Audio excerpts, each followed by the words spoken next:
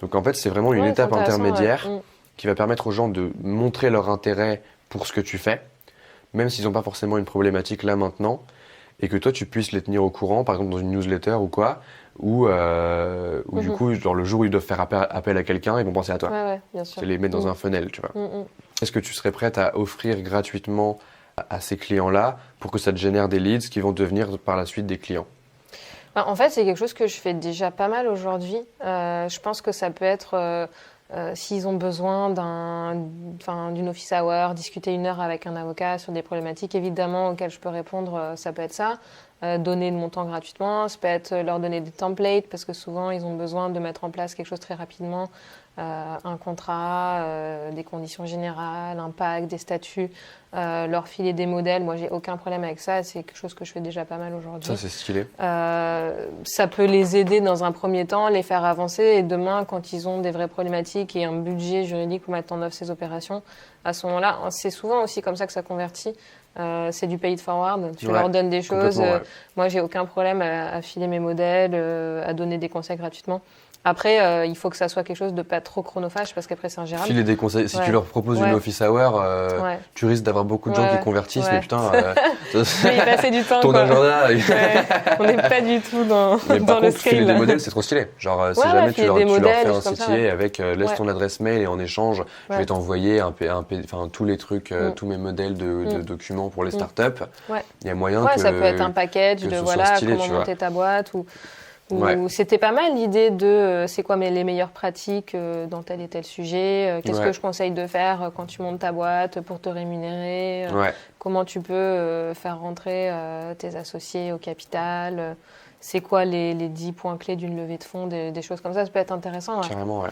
Donc ça, c'est clairement des choses qu'on peut mettre en œuvre. Donc ça, trop stylé. Et ensuite, donc ça, c'est ton CTA pour choper des leads. Ouais. Donc déjà, la première chose qu'il va y avoir sur une landing page, c'est un call to action. Ce qu'on a décidé avec Léa, c'est que si on voulait capter des leads, donc avoir des gens qui sont intéressés, il fallait leur offrir quelque chose. C'est un truc qui est important. Donc ici, ce qu'on va faire, c'est qu'on va leur proposer un PDF que Léa va rédiger avec ses meilleures pratiques légales pour les startups et potentiellement des templates de documents, etc. Enfin, en tout cas, un package qu'on va proposer. Donc ici, on va faire une espèce, je pense, de grosse carte où on explique ce qui est offert.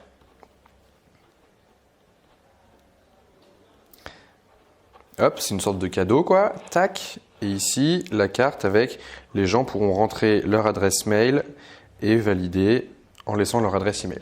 Donc là, ici, c'est une partie qui est pour générer des leads. Donc voilà, aujourd'hui, si tu es intéressé par quelqu'un qui te propose du légal spécialisé en startup, eh ben, tu peux télécharger ce document qui est intéressant pour toi. Donc c'est un moyen pour Léa de collecter des adresses mail et on verra plus tard, il y a des moyens comme ceux qu'on met en place avec Lavinia pour contacter ces personnes-là automatiquement et voir si elles ont des besoins qui fit, etc. et si elles peuvent potentiellement faire des demandes à Léa pour des prestations d'avocat. Et après, tu as quand même la possibilité de faire une demande de dossier, quoi. Ouais. Genre de faire une explication de projet. Et donc là, tu as ton explication de projet. Donc quand même, sur le site, c'est possible de le faire. Tu vois, genre le call to action principal, ça va pas être ça parce que tu veux qu'il y ait pas mal de gens qui deviennent des leads, qui pourront penser à toi dans le futur, que tu pourras relancer, etc. Mais tu veux quand même que les gens aient la possibilité d'acheter. Ouais, bien sûr. Et donc là, il y a toute cette histoire de questionnaire où ce qu'il faut qu'on fasse, c'est qu'on se pose sur tes 50 derniers dossiers. On va peut-être pas le faire maintenant. On se pose sur ces 50 derniers dossiers et on regarde s'il y a et qu'on voit ce qui revient le plus régulièrement. Et donc on construit un questionnaire à partir de ça qui permet aux gens de t'envoyer une explication de projet qui est plus pertinente que juste les mails qu'ils envoient d'habitude, qui répond aux questions dont tu as besoin la plupart du temps. Et pour que tu puisses passer à l'étape suivante qui est faire ta propale. Ok. Et donc là, ce qu'on va faire, c'est qu'on va mettre un questionnaire qu'on va utiliser avec Typeform.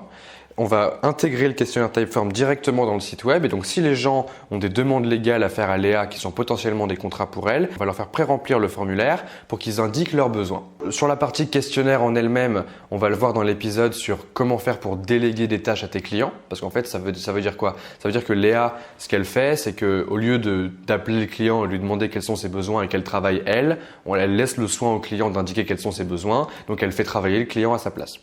Et donc ici, pour le truc de génération de leads, ce qui est important, c'est sur la landing page d'avoir un questionnaire qui va être intégré directement dans le site. Donc on a dit qu'ensuite, une fois qu'on aurait présenté l'activité de Léa et sur le why,